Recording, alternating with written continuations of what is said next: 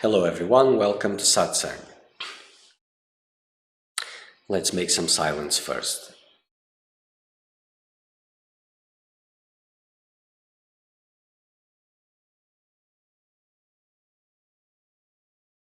Steady silence. Untouched silence. Firm silence.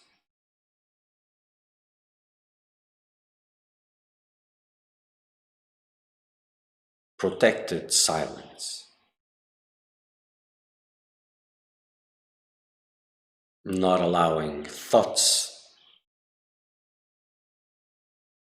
not allowing anything to disturb that silence.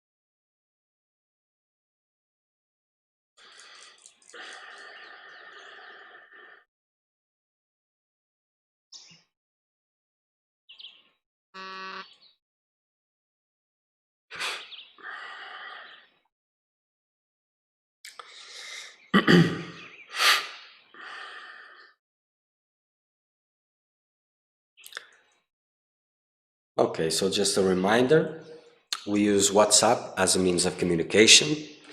The number appears on the comments. If you have any questions, you can send it directly.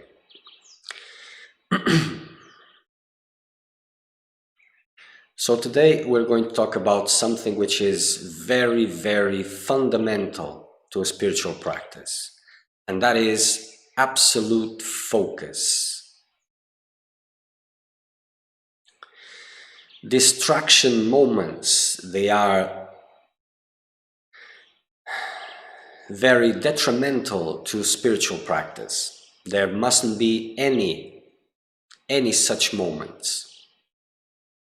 If you're not engaged in some sort of spiritual practice, meditation, silence, mantra, whatever, or observation, because there is continuous observation. But this continuous observation is a little bit different from what I usually hear about those who are observing. And I hear a lot this observing what is happening. And what is the benefit of that, if that is the only thing which is done by it? It doesn't make a difference. If you're going downriver, there's a waterfall ahead, and you're looking, but you're doing nothing to avoid that waterfall. So you'll smash yourself in the same way as you would with your eyes closed. So observation has to move a little bit beyond that. And observing these, whatever seems to be happening, it's not about the surroundings, but it's about this inner space of perception. And as you observe, if you're not engaged in some other practice, because this changes, then this observation intends the same as focus, and that is not allowing for automatics to continue. And if by chance you are dragged again by the same old behavior patterns, thought patterns, or whatever, if you're observing, you can either get out or observe the whole cycle of how it manifests from the beginning. From these, it doesn't matter if it starts through sensations or wants or physical actions or thoughts. It doesn't matter where it starts. You will see that it has a mechanics that follows. It goes through certain stages, certain steps, until you are completely taken by it. And that can be hangers, or it can be a lot of things. Just observing, and that doesn't make any difference. Any relevant difference.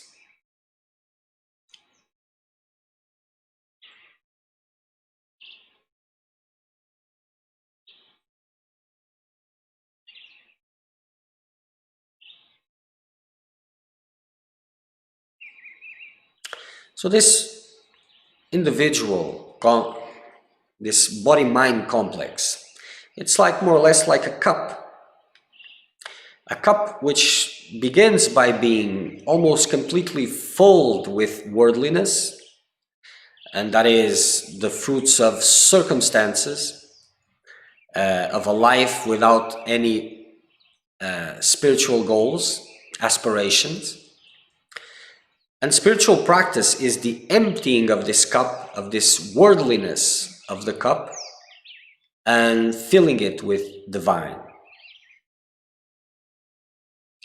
And these times that there is no focus, that there is automatics, these automatics are refilling the cup with worldliness. It's not random, it's not innocent. It's not just a distraction. It is a mechanism to feed this cup, to fill it up until it overflows with worldliness. With everything that nurtures this individual, this personality, which is just a fruit of circumstances, and continues and improves this worldly character with worldly aspirations. Focus on spiritual practice.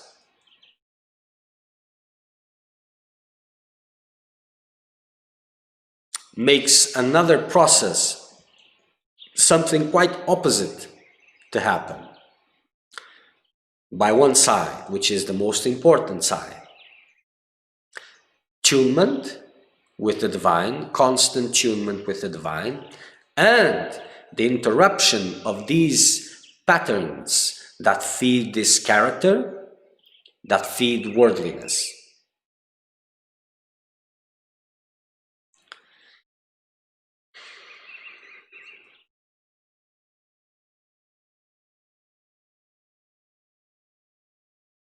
So the mind must be one-pointed until it gets established in that higher vibration.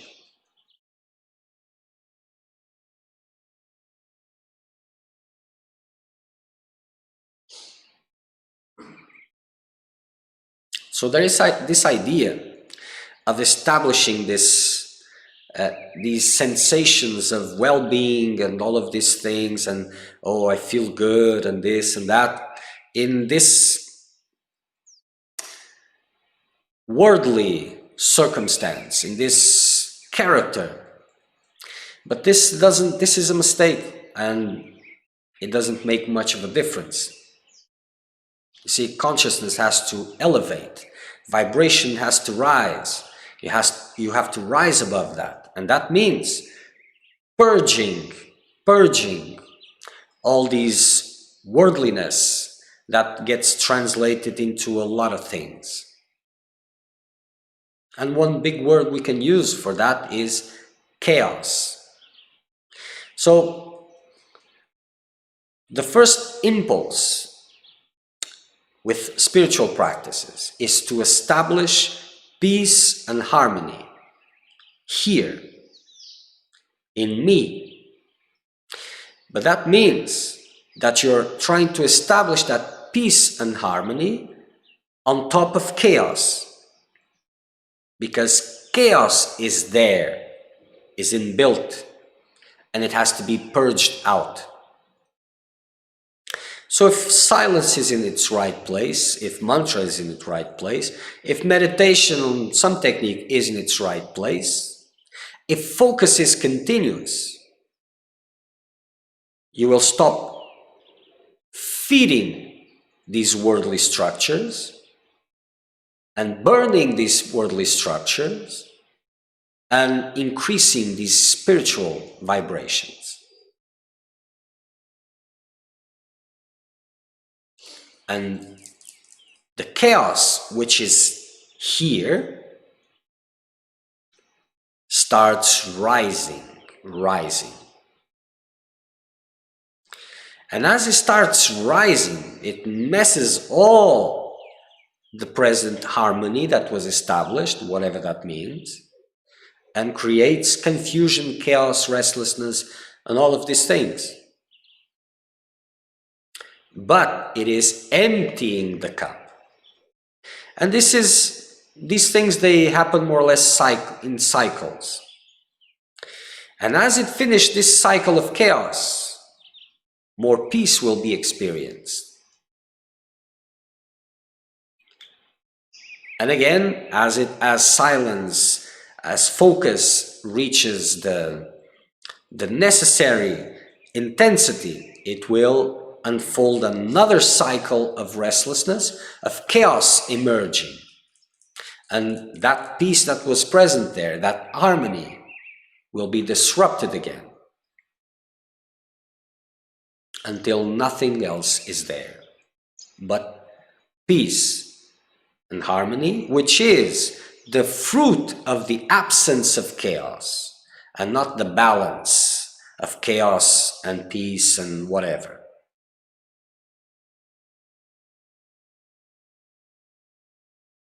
So focus is fundamental. These relaxation moments, as the mind relaxes after a practice or something, this cannot be allowed.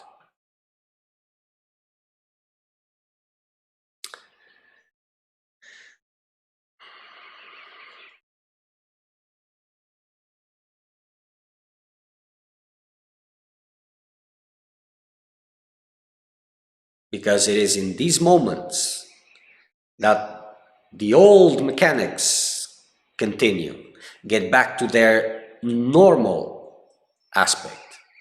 And that is just the pursuit of the same investments that guarantee this individual experience in the way that you are having it. Better or worse, it is relative, in that way that you are having it. And maintaining all those structures. So no relaxation, no relaxation, no letting go of the practice. Focus has to be constant. And if it is there constantly, even if you fall, and you will fall, because there are structures that are too intense in the beginning, especially. But even if you fall, if you're paying attention, you will see how it begins until the point of the fall and the everything that is happening. And if you're observing, you will notice with time that it happens always the same way. Always the same way. And by seeing this, with time, with work, with focus, as you see it rising in its most subtle way, that which you could not separate from, and you were dragged by, then you will have the possibility to get out. Because it is like a train or like a boat or something that grabs you and takes you away. But you can dismount it.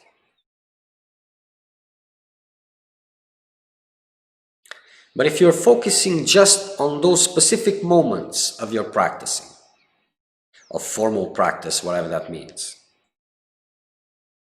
and the other time you're just absent-minded from that spiritual work, then in those times you just continue to feed those structures without seeing, without knowing, without understanding.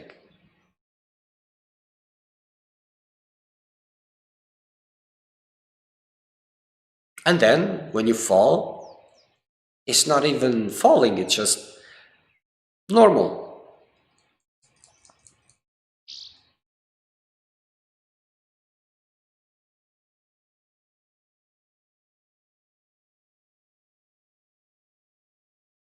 And you will see that there are a lot of triggers there that go against this focus, this continuous focus. And when you start succeeding a little bit, you will see that there is a big resistance there to maintain that focus. It's like something just wants to relax, to go. Because that is how illusion is assured. Without that relaxation, how will you feed? how will you feed your cup with worldliness? The more relaxed you continue, the more it builds up, builds up.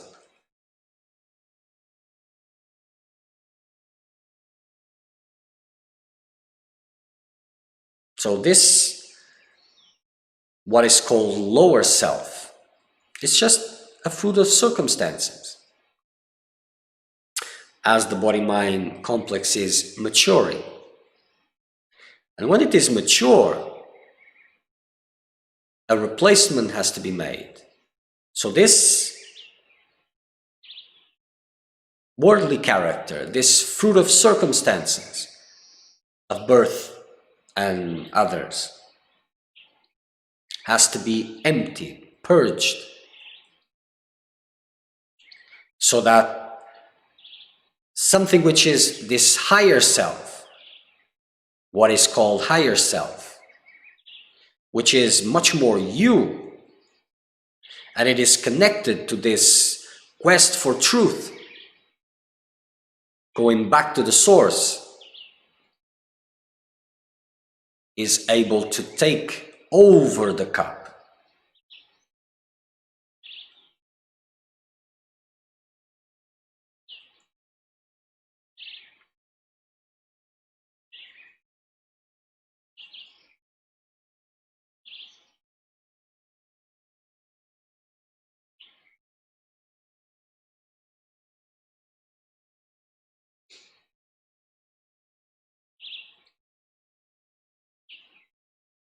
So sometimes there is this observation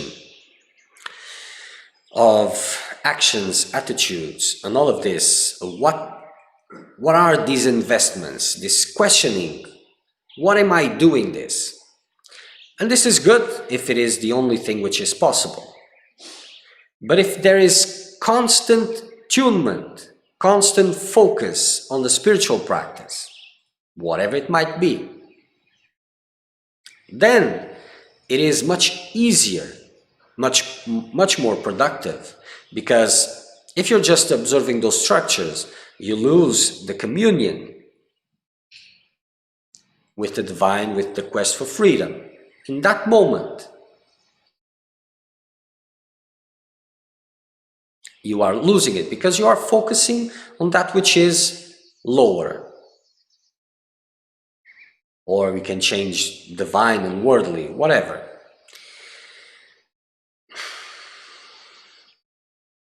But if you're focusing on your spiritual practice, on devotion, then it is much better because you are maintaining that communion. And at the same time, if there's any pulling to these worldly investments, you will feel it immediately because it is contrary. So in the beginning, you're trying to leave these worldly automatic investments and maintain the focus. But if you hold on to this focus and you maintain it, then it changes, because whatever is pulling you out from that focus, you will immediately see it and let it go. But sometimes there's no other way, because those worldly pullings are so intense, so inbuilt. There's so much identification with this, with identity and the instruments, that when the pulling comes, you cannot let it go. So trying to understand and recognize and cut, this is good in that sense.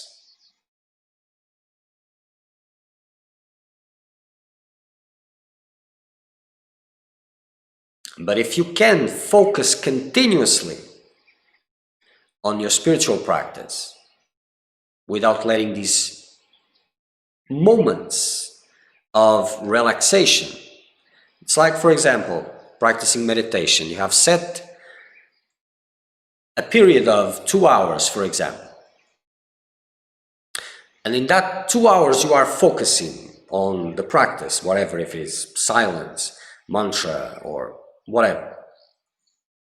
or kriyas, it doesn't matter. And then 2 hours have gone. Okay, you stop your practice, you move, and you're going to do whatever. The mind relaxes. This should not be allowed. The body moves. The mind continues, maintains the focus. And even maintains the practice if it is possible, or changes to a more suitable practice, but continues the focus. And if it is silence, the body moves, the mind remains silent.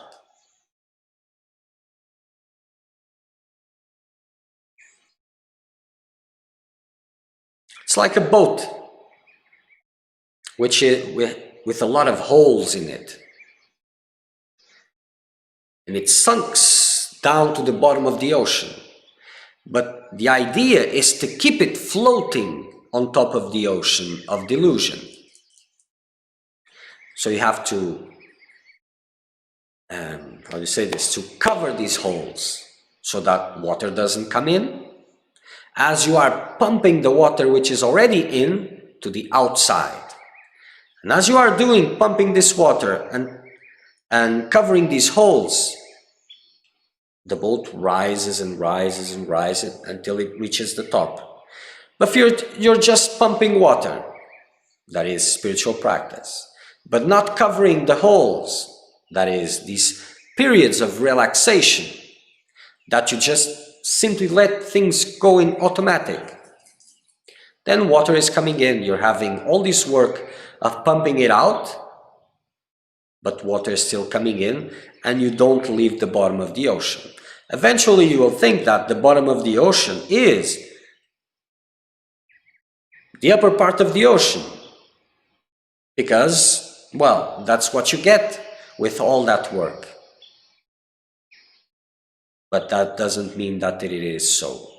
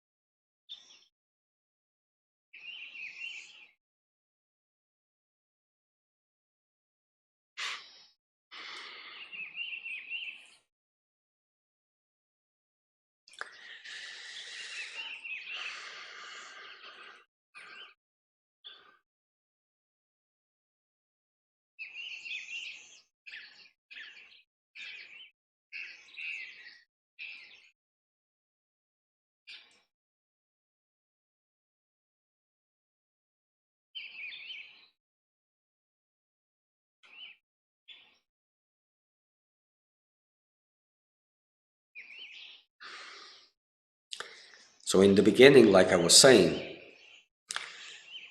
you will notice a lot of resistance, because even by maintaining continuous focus, the notion of time changes a lot. It seems that there is a suffocating amount of time, which is too much, too overburning, how do you say this? Overwhelming. It's like you cannot even breathe in that space, that time perception. It is too much. It's like 1 minute becomes an unbearing eternity, because this is connected to the amount of chaos that it is still there inbuilt. And if you persist, despite this feeling, this sensation,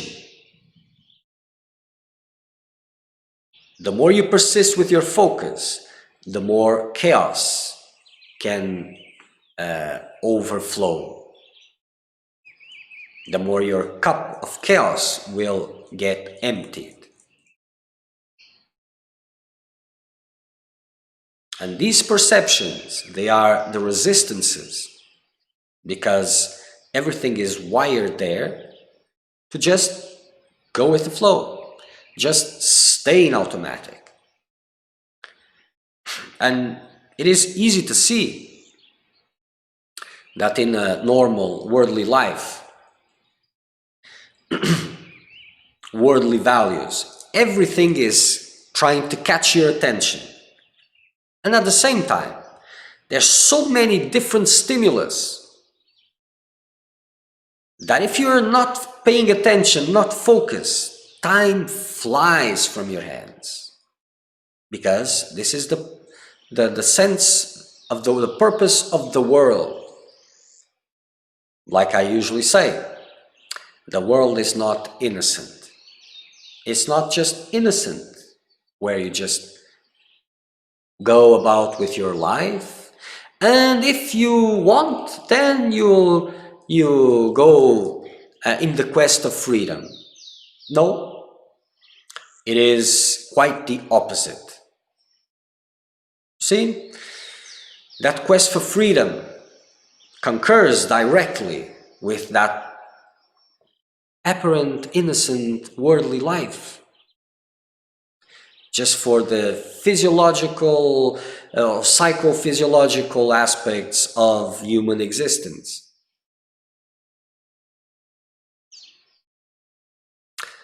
No, that worldly life, innocent life, it is directly concurring with that quest for truth.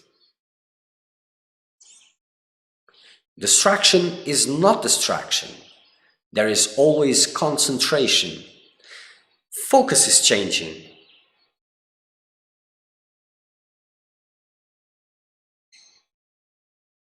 And if you're just relaxed, distracted, it is a focus in structures that have a life of its own already, and they are eating your time.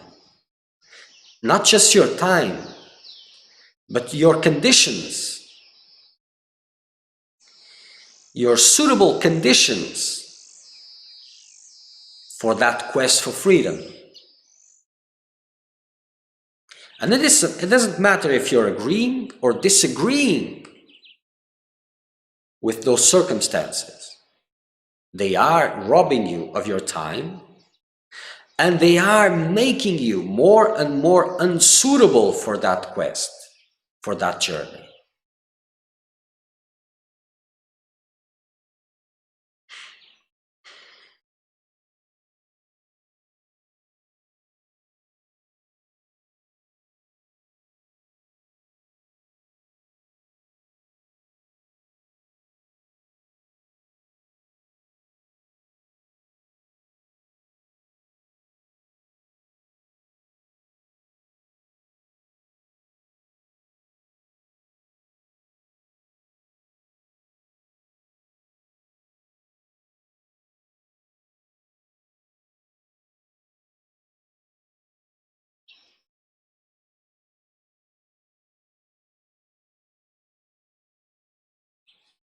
Focus. Continuous focus.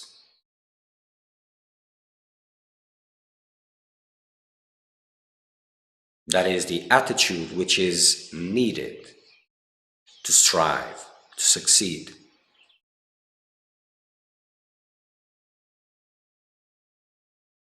Or else, your spiritual practices may become a part of the maintenance of your own illusion, instead of something that releases you from delusion.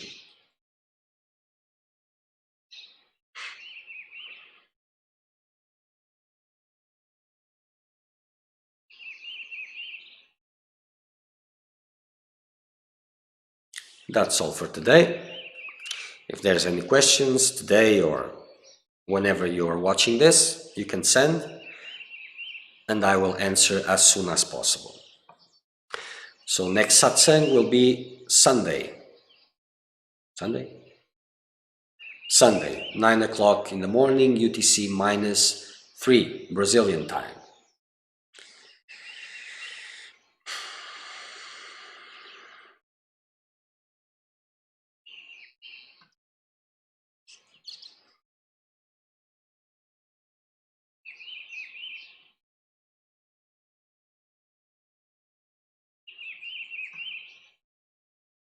Okay. So until Sunday, focus. Try to see this, what was brought to you today, make it real for you. Much.